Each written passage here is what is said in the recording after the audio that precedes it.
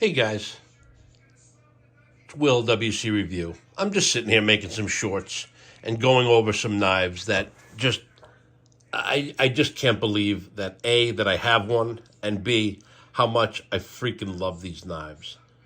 This just brings me pleasure, and I'm starting to carry it now, and I'm working on breaking it in. This is still stiff as hell, but my T is broken in, but the tie, it takes some time, but it's going. And again, the ball fuller is harder to flick. Where is the here? The T has more of a lip there, right? Even though it's broken in better. The tie, the T. This one, you can kind of flick. And I had a Praetorian tie that I traded to Satu Dave that you could also do that with too. But this is going to take some time. But I've taken her apart.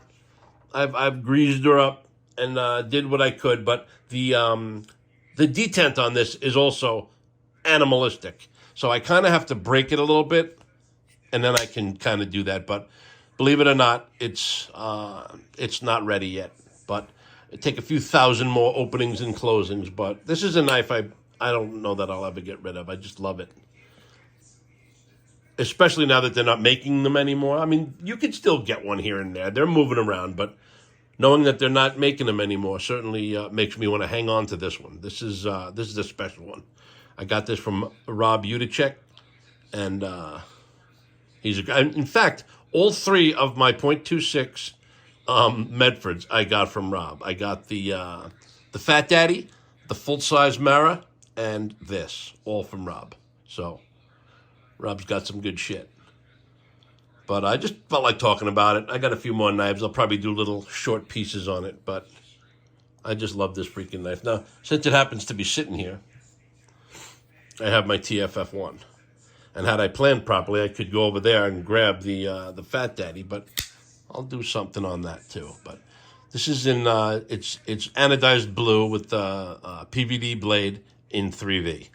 And when I tell you, this and the Strider are two, in my opinion, of course, are two of the best knives in hand of them all. I mean, I have big hands, but it doesn't matter.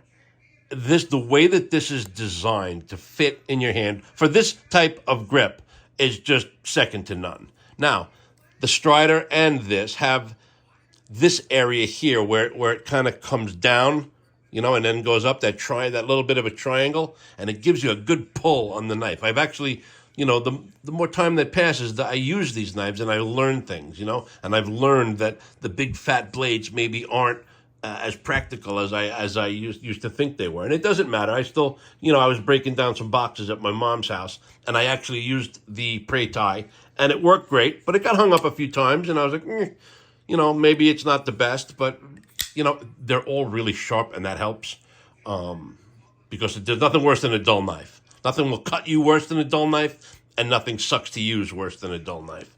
But these are all sharp as shit because they don't really get used a lot. But boy, when I find a chance to use my knives, I'm happy as I won't say it. I'm happy as a pig in shit. I was going to say something offensive, but I won't say it. But here is this. What else is just laying around?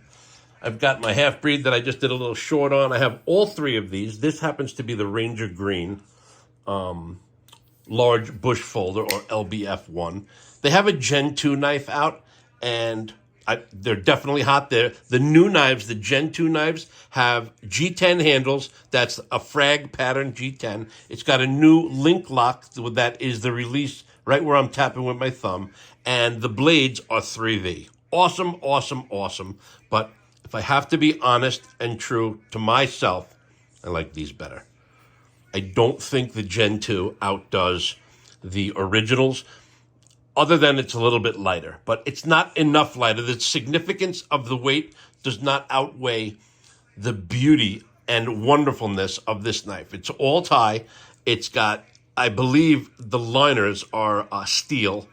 This is, I believe the Skull Crusher is D2, but the blade is S35VN.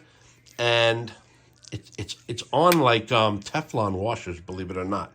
I'll have to talk to Half-Breed and see if they have any kind of phosphor bronze But they're not on bearings. They are definitely on thrust bearings. They're on, flat washers, but they happen to be Teflon. And these knives, I've taken them apart a few times, and although it feels smooth as butter, they're starting to wear out. That's the problem with the Teflon, is they get squished and they tear a little bit. But this knife, you can't tell by looking at it or using it. Smooth as butter.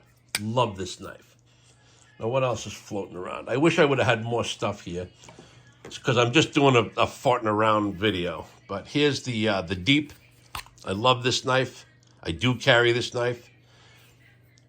I use it as a pocket fixed blade because it just doesn't work out well as far as putting it on a belt. Because I don't usually wear belts, and I can't really wear this to work. Here's another one that Dave did a regrind on. It's a no name, but just a cool knife nonetheless. This knife I carry too. But Dave did a regrind on this and kind of made the knife worthy again. It's pretty much a 3-finger fixed blade, but it's a perfect size. It's really sharp, and it's got a really nice Damascus pattern on it. And Dave put the swedge up here. He kind of put a big full flat grind on it for me.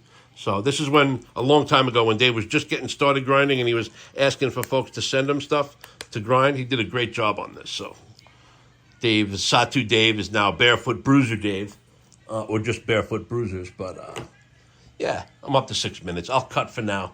But thanks, guys. I'll have another video soon. It's been a while. I just figured I'd make a video. Have a good night.